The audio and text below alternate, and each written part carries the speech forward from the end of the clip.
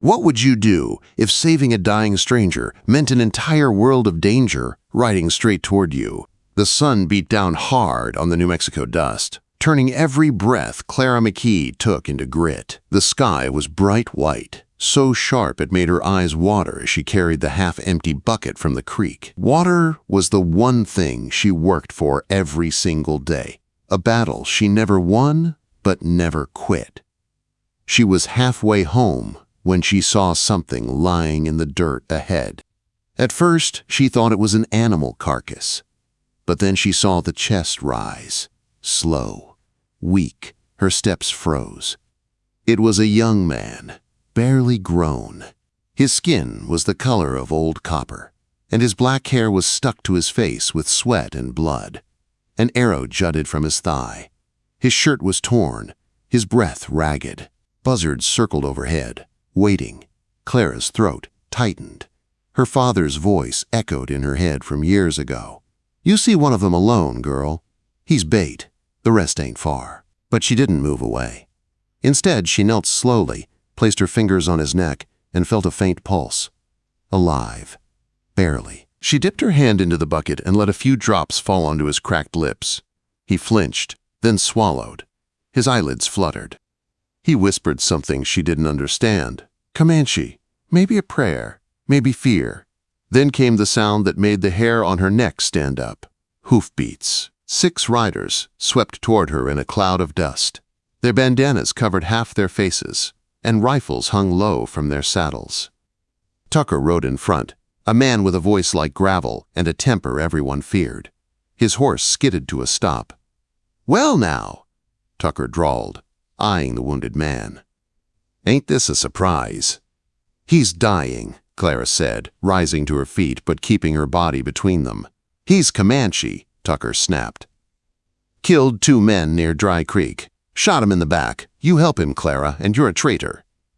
One of the men laughed. "Let her. He'll slit her throat before sundown." Tucker leaned closer. "Move aside, we'll put him out of his misery."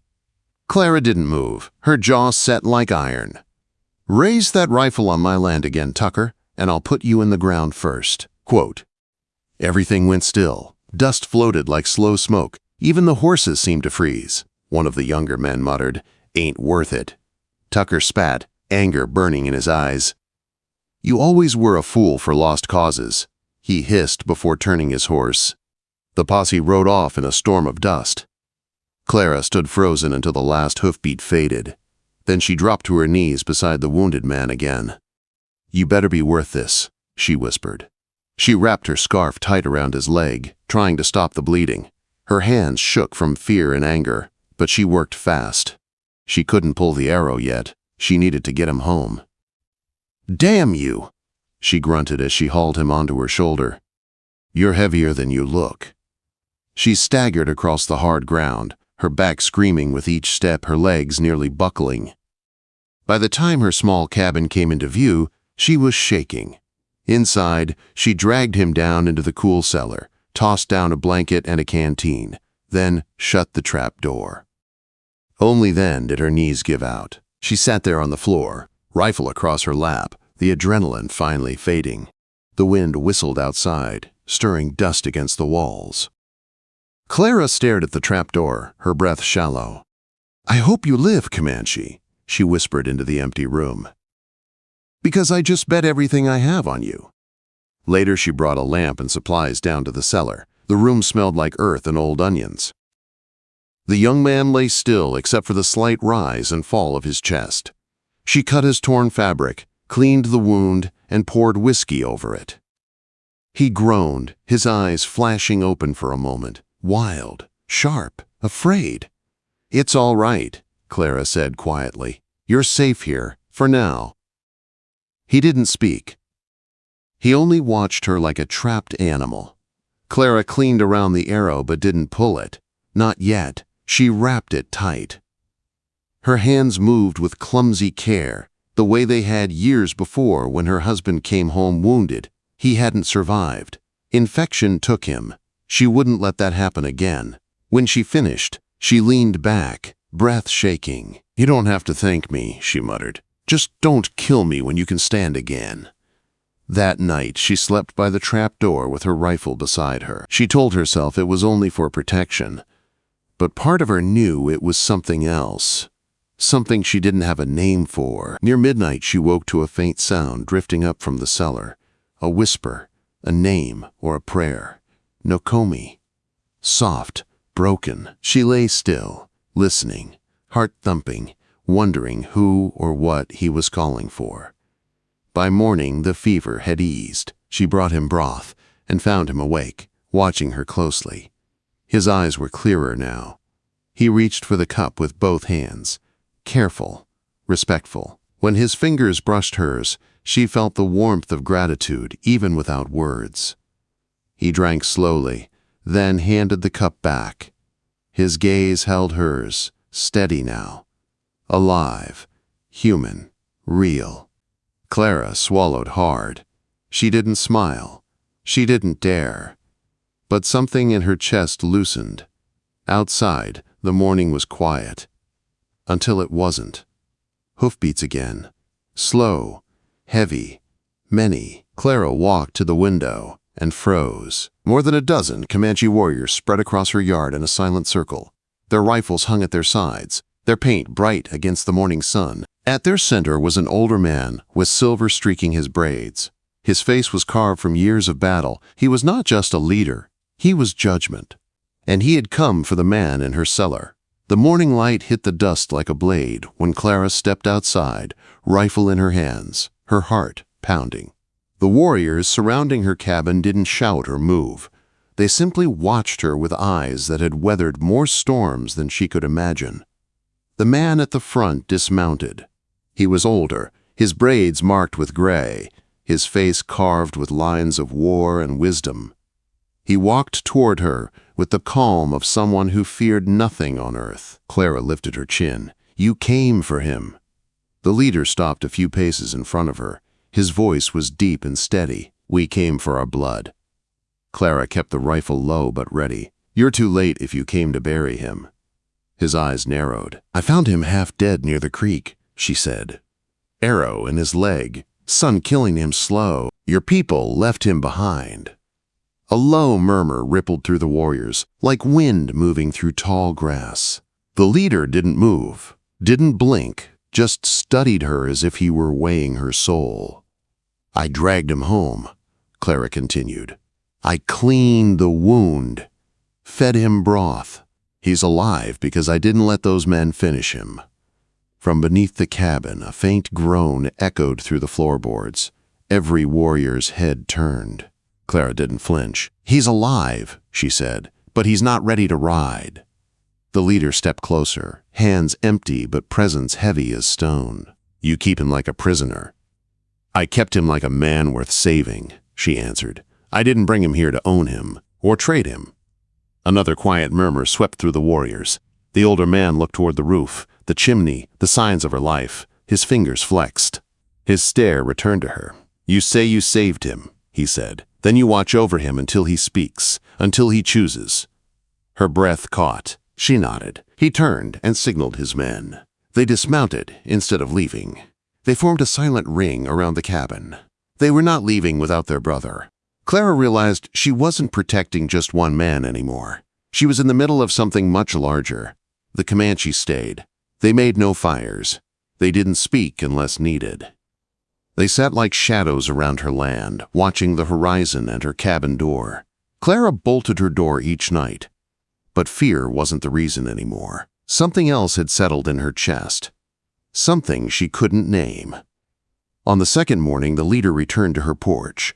Clara stepped outside with her rifle at her side.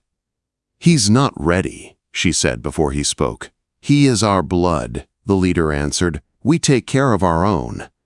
"You left him to die," she said. "He chose to fight," the man replied. "He accepted the risk." Clara held her ground. "Maybe so, but I didn't accept watching him die." The leader's stare sharpened.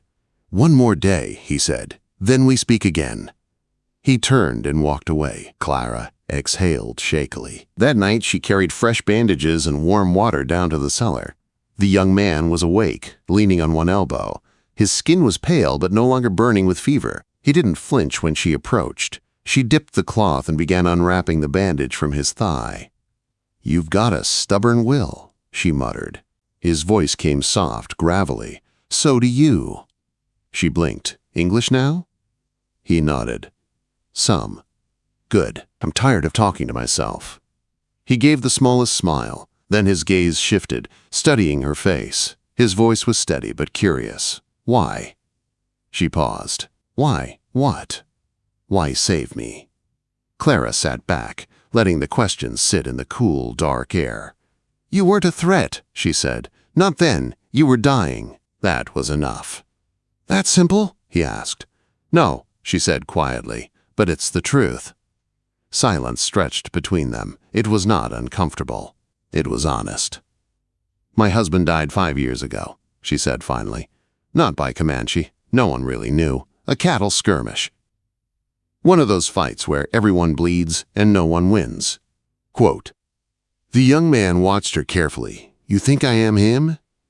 "No," she said. "I don't think anything anymore. I used to believe people were simple, yours and mine, good and bad. Now I think the world is too wide for that." He looked at her gently. "I am not the man who killed your husband." "I know," she said, surprised to realize she meant it. Their eyes held. Not as enemies, not even as strangers, as two people trying to speak through the cracks. Later that night, she sat on the stairs with the trapdoor cracked open. She heard him whisper again into the dark. "Nokomi." A name, a memory, a wound she did not understand, and this time she whispered back, "Peace." The dust rose the next day like smoke over the ridge. Clara saw it while gathering wood. Her stomach clenched. Riders were coming. Many of them. She ran to the cabin, slammed the door, grabbed her rifle. Her heart popped like a drum in her chest. The posse thundered into her yard. Tucker in the front, 7 men behind him. Their rifles were ready, eyes hungry for trouble. Tucker pulled his horse to a stop and sneered. "Well, look at you, frontier queen standing tall." Clara said nothing. "He's still in there?" Tucker asked. "Your war prize?" "You need to leave," she said. Tucker laughed. "You fall for him yet?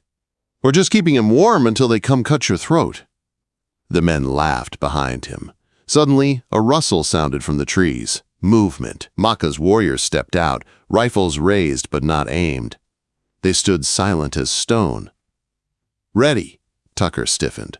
Clara stepped forward. "I won't let blood spill on my land unless you force it." Tucker's eyes burned. "You picked your side."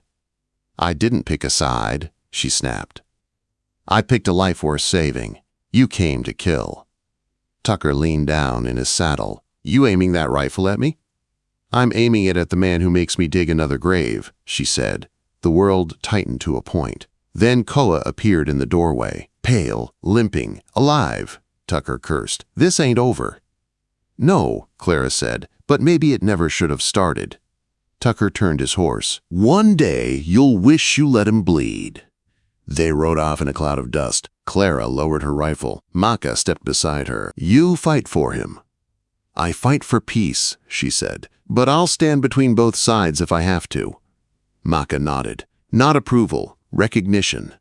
Then everything changed. A gunshot cracked through the air. A settler had fired from the tree line. Battle exploded around them. Warriors charged. Settlers screamed. Gunfire tore the world open. Clara dropped behind the woodpile and fired. Bullets whistled past her. Dust rose in choking clouds. She spotted a settler aiming at Koa and fired first, hitting his shoulder. Her hands shook. Her heart hammered. Pain burned across her own arm as a bullet grazed her. Koa crawled toward her, dragging his injured leg. She handed him the rifle. He fired steady and sure. They fought together. Step for step. Breath for breath. Slowly, the settlers broke. They fled, wounded, angry, beaten. Tucker disappeared into the trees. Silence returned. Clara sat in the dirt, panting. Koa slumped beside her, alive. Their hands met in dust and blood, and held. She had crossed a line she could never uncross. But she didn't regret it, not for a heartbeat. The battlefield was quiet now. Smoke drifted in thin ribbons across the dirt yard, curling around broken fence posts and burnt patches of grass. Empty casings glittered like small pieces of metal sunlight. The wind carried the sharp smell of gunpowder and dust. Tucker and his men were long gone. Those who could still ride had fled. The others had crawled or been dragged away. No one wanted a second fight. Clara sat slumped beneath the cottonwood tree near the well. Her arm was wrapped in a strip of her own torn petticoat. The bleeding had slowed, but her entire body throbbed. Her chest rose and fell with tired, uneven breaths. She had survived, but the victory felt hollow. Maka approached her, his boots crunching softly over the dry earth. He stopped in front of her, his shadow falling across her face. His expression was unreadable. "You fight like Comanche," he said. Clara let out a tired laugh. "I don't know what I fight like anymore." Quote. Maka crouched beside her. "You know what comes next." She met his eyes. "More men, more guns." He nodded. "Your people will not forgive this. Not ever." Clara's jaw tightened. "I never asked for their forgiveness." "They will call you traitor," Maka said. "Outcast." "I've been called worse," she answered, "by better men than Tucker." For the first time, Maka's lips twitched, like he almost smiled. Then he stood again, glancing toward the trees where the warriors waited. They were already getting ready to move, ready to vanish back into the land that had always held them. Koa limped toward her, using the wall for support. He carried her rifle slung over one shoulder. His shirt was torn, his skin smeared with dirt and blood, but his eyes were steady.